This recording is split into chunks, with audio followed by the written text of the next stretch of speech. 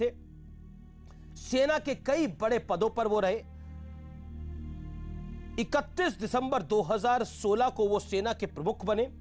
31 दिसंबर 2019 को वो सेना से रिटायर हुए और 1 जनवरी 2020 को वो देश के पहले सीडीएस बने, यानी चीफ ऑफ डिफेंस स्टाफ, यानी आर्मी, नेवी, एयरफोर्स, उनके हेड देश के पहले सीडीएस थे जनरल बिपिन रावत।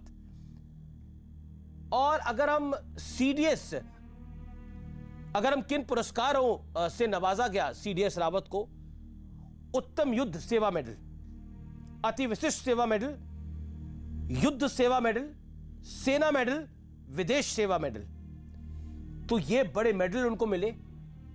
और मेडल्स को वो अपनी छाती से लगा के रखते थे, अपने सीने से लगा के रखते थे। सीडीएस रावत के नाम उपलब्धियां, कई महत्वपूर्ण ऑपरेशंस को उन्होंने अंजाम दिया है। 1999 में जो कारगिल का युद्ध था, जिसको बहुत कठिन युद्ध माना जाता था, उसमें उन्होंने हिस्सा लिया है। कांगो में संयुक्त राष्ट्र शांति मिशन को उन्होंने नेतृत्व भी दिया।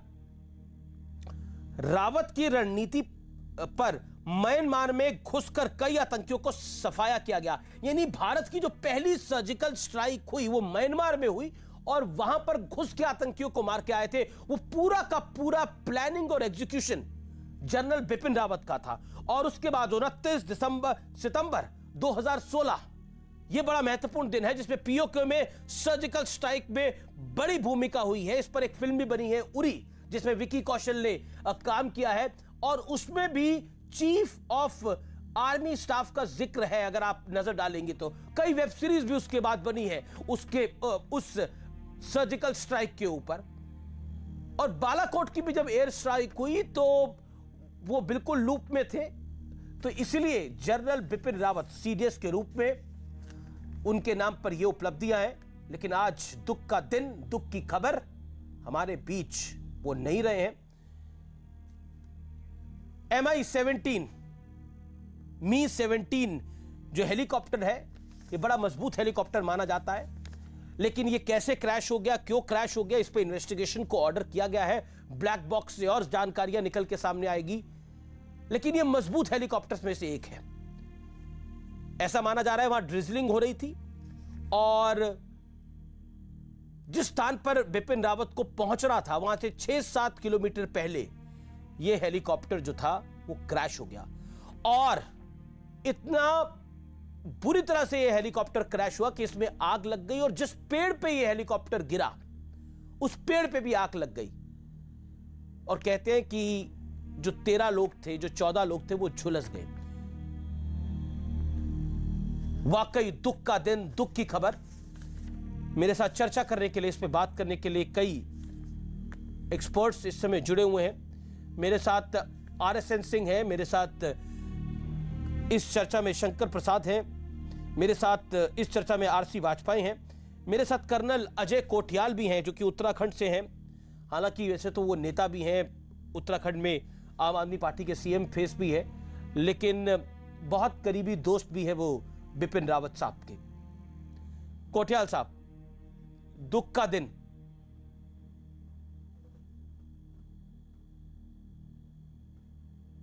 वाकई में दुख का दिन है।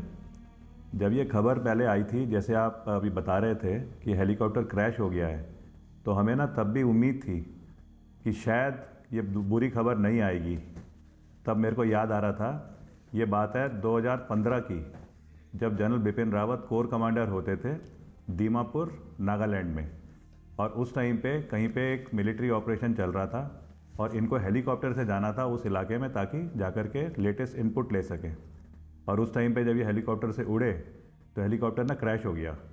इनके थोड़ी चोट भी लगी, पायलट्स के भी चोट लगी। ये दूसरे हेलीकॉप्टर में बैठ के गए। तो हमें तो ये लग रहा था कि आज वाकई में बड़ा अजीब सा सुबह सुबह जो मैसेज आया था, शाम को ये होगा कि जनरल बिपिन रावत ठीक हैं।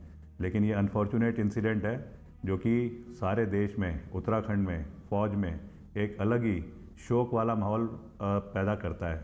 पर मैं साथ में ना ये भी शेयर करना चाहता हूँ आपके कि जनरल बिपिन रावत का अगर बैकग्राउंड देखें, इनके पिताजी गढ़वाल राइफल में एक सिपाही होते थे।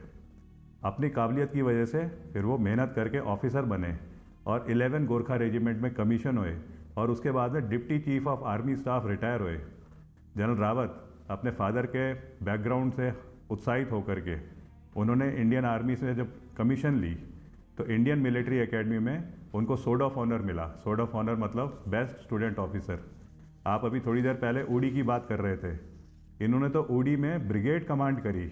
उड़ी ब्रिगेड फेमस मानी जाती है और टेररिस्ट ऑपरेशन और अजीब माहौल उसकी वजह से दोबारा इनको मौका मिला संयुक्त राष्ट्र में ब्रिगेड कमांड करने का, मतलब इनकी काबिलियत। उसके बाद बारामूला जैसी जगह वहाँ पे एज मेजर जनरल ये एक इन्होंने डिवीजन कमांड करी।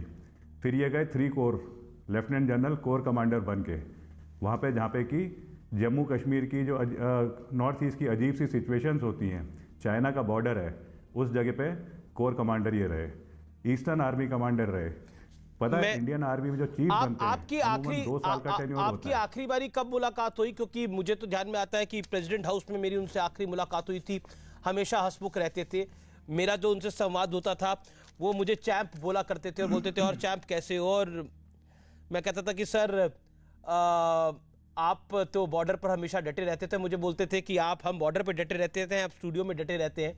तो जनरल बिपिन रावत, अफसोस मुझे इस बात का रहा कि प्रेसिडेंट हाउस के अंदर जब मेरी लास्ट टाइम उनसे मुलाकात हुई तो ज्यादा संवाद नहीं हो पाया, बहुत लंबा संवाद नहीं हो पाया। नहीं तो मैं उनसे आखिरी जी कर्नल कोटियाल, मैं आपके पास आ रहा हूं। जब वो मिलते थे तो बहुत लंबी देर बात करते थे और उनको बहुत अच्छा लगता था बात करना, और बहुत फिल्मी गानों के भी शौकीन थे। अभी हम एक वीडियो चला भी रहे थे जिसमें बिपिन रावत साहब अपनी रेजिमेंट के लोगों के साथ डांस कर रहे हैं।